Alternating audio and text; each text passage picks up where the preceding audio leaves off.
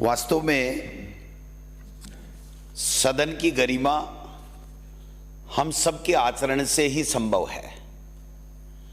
और जब से 16वीं विधानसभा आई है और माननीय अध्यक्ष महोदय आप स्पीकर की कुर्सी पे विराजमान हुए हैं, तब से आपने ऐसी ऐसी व्यवस्थाएं दी हैं जो हमारे सबके लिए एक प्रेरणादायी हैं और हमें सबको साथ मिलकर के राजस्थान की जनता के मुद्दे उठाने में वो पूरी सहायक होती है।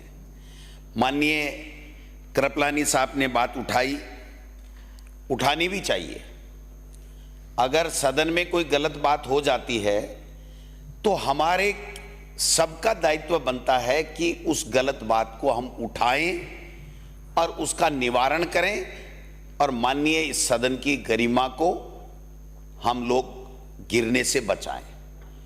वास्तव में जो इनके शब्द थे वो कैसी परिस्थितियों में निकले, भावावेश में निकले,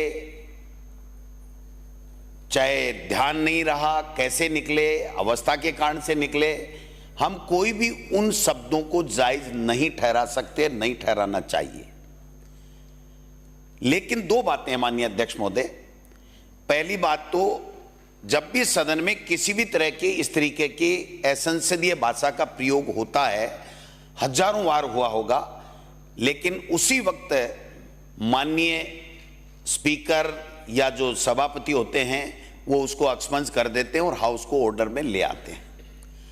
चूंकि माननीय संदीप शर्मा जी जो सभापति की कुर्सी पे थे और उन्हीं के लिए वो बात हो रही थी, वो चाहते उनके संज्ञान में वो बात आती तो उसी वक्त वो अक्समंज होकर के वो बात समाप्त हो जाती, कृपलानी जी को दोबारा बात नहीं उठानी पड़ती। लेकिन हम सब लोग बहुत खुश नसीब हैं कि हमारे पास में एक से एक बढ़कर के अनुभवी और संसदीय परंपराओं के जानकार लोग बैठे हैं।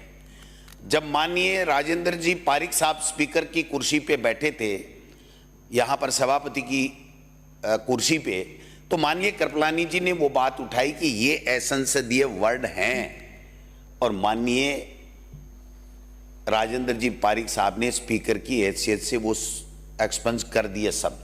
लेकिन चूंकि माननीय स्पीकर होता है और स्पीकर की ये व्यवस्था बन गई कि मैं इसके ऊपर आज की तारीख में शून्यकाल के बाद में व्यवस्था दूंगा, तो हम सब एक ही बात आपसे निवेदन करना चाहते हैं। दो ही वजह हो सकती है, या तो व्यक्ति जानबूझ करके सनसनी फैलाने के लिए, हाउस को जो डिस्टर्ब करने के लिए कोई बात कहे, या फिर उम्र के हिसाब से, भूल के हिसाब से, किसी भी वजह से वो शब्द निकल जाए, उनकी मंशा खराब नहीं हो, तो फिर उस हिसाब से यहां पर सदन में निर्णय होता रहा है। कल मैं निवेदन करना चाहूंगा अध्यक्ष महोदय, कल माननीय मुख्यमंत्री जी सदन के नेता बात कर रहे थे, विवेक जी को संबोधित कर रहे थे, रोहित जी को पुकारना चाह रहे थे, भूल हो गई, मानवीय भूल है, उन्होंने सुधार कर लिया, उनकी मंशा खराब नहीं थी। तो मैं ये निवेदन करना चाहता हूं कि उस वक्त जो स्पीच दे रहे थे वो स्पीच में वो बात गलत निकली, असंसदीय निकली, वो हम कोई भी स्वीकार करने को तैयार नहीं है। लेकिन इन्होंने जो धारीवाल जी ने कहा, स्पीकर साहब 1 मिनट लगेगा, आप नाराज मत होना, इन्होंने कहा कि जो शब्द निकले वो कारण ये रहे, मैंने पूछा इनको तो इन्होंने कहा पहली बात तो स्पीकर साहब ने मुझे 19 साल का बता दिया, तो फिर वो दिमाग 19 साल की तरह चलने लग गया, और फिर मेरे अवस्था के तो 19 साल के बच्चे को अनुमति नहीं है कि इस तरह की बात बोले? कोई बात नहीं। मैं फिर दूसरा क्या रहा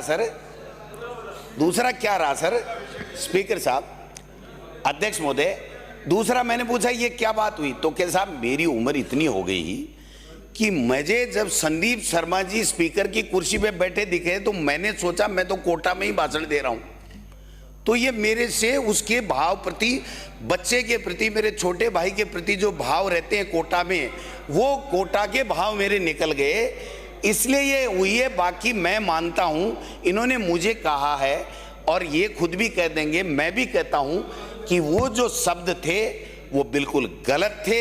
हमारी संसदीय परंपराओं के लिए कतई ठीक नहीं हो सकते हैं। हम सब लोग ये मानते हैं कि सदन चलेगा तभी जनता के मुद्दे सदन में आएंगे, इसलिए हम लोग माफी चाहते हैं अगर इनसे कोई बात हुई है। जानबूझ के नहीं किया गया। जो व्यक्ति 5 बार चुन के आए, 5 बार मंत्री बने, गृह मंत्री बने, संसदीय कार्य मंत्री बने, पूरे हाउस को शानदार तरीके से चलाए, वो आदमी कभी भी जानबूझ करके हाउस को डिस्टर्ब करने के लिए या थोती वाई लूटने के लिए नहीं कर सकता। इन्होंने तो ऐसे ऐसे काम किए, पूरे हिंदुस्तान में नहीं पूरे विश्व में कोटा को जो चमकाने का काम किया वो कोई नहीं कर सकता। अगर विजन नहीं होता, माननीय स्पीकर साहब, अगर विजन नहीं होता, आप बैठ जाओ। माननीय अध्यक्ष जी, एक बात कह के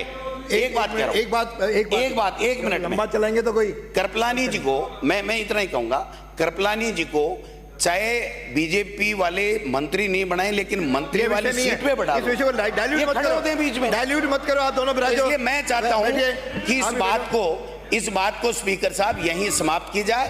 हम लोग उनके शब्दों को कतई जायज नहीं ठहराते हैं। ये राजनीतिक भाषा मंत्री और ये धारीवाल साहब भी खुद अपनी बात को कह देंगे, लेकिन मैं समझता हूं कि ये सदन जनता के लिए, जनता के मुद्दों पे अच्छे तरीके से चर्चा हो, ऐसा माहौल बनना चाहिए। इनको भी ध्यान रखना चाहिए। ये अभी भी मेरा काम है, आप तो बैठो, आप तो मेरे कहने से बैठो, आप तो मेरे कहने से बैठो, बैठिए। आपका कुछ माननीय अध्यक्ष महोदय, माननीय अध्यक्ष महोदय, सदन पे थे, चूंकि माननीय शिवसेना जी विराजो।